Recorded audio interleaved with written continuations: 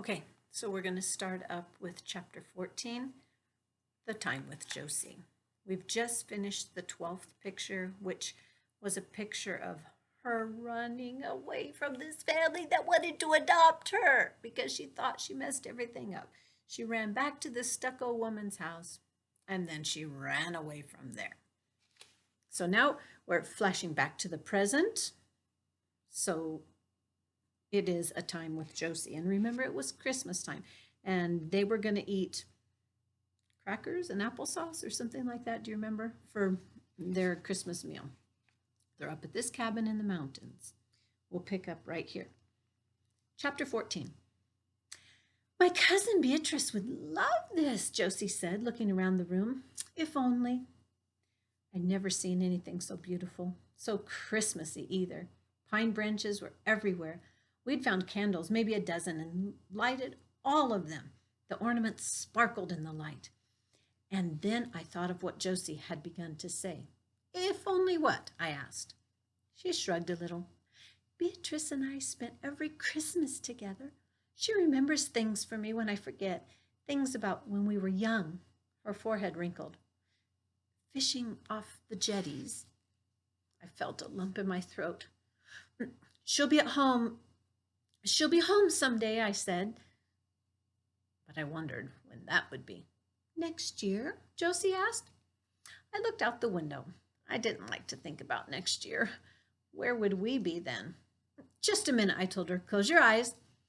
I went down the hall for the picture I'd drawn and laid it on the table to flicker in the candlelight. Josie herself, I said, with Beatrice. She drew in her breath, leaning over it, running one finger along the edge. We're young, she smiled up at me. And look at that popcorn machine. Head tilted, she spotted Henry batting a piece of popcorn across the floor. You have to keep looking to see everything, she said. She stood up and then padded away from me into the kitchen. She came back with a round tin in her hand. This is from Santa Claus. I touched the tin. Where did you find this? Izzy's hard candies. Izzy standing on the porch one sunny afternoon, holding a tin out to me. Lemon drops and orange. They'll make you sweet, make you loving. She had leaned forward to touch my shoulder. You always have a lump in one cheek, Stephen told me days later as I worked my way through the candy. It's going to freeze like that. Oh, Izzy. Oh, Stephen. I opened the tin and held it out to Josie. You get first pick. Another thing I had to pay back. I just couldn't take Izzy's candies. Take them, I suddenly remembered Izzy saying with a sweep of her arm. Take anything, Hollis. I've always wanted a daughter. I have a real present for you, Josie said, around the candy in her mouth.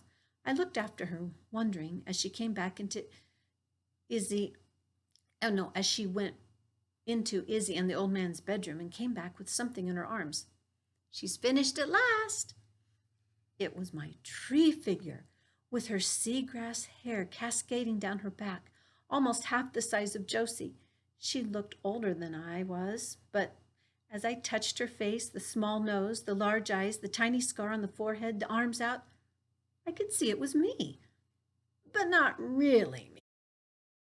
I looked closer, studying those eyes that were so sad it hurt to look at them. Ran my fingers over those outstretched arms. Giving arms, Josie said, nodding, bone thin like one of the little birds that perched on the evergreen trees.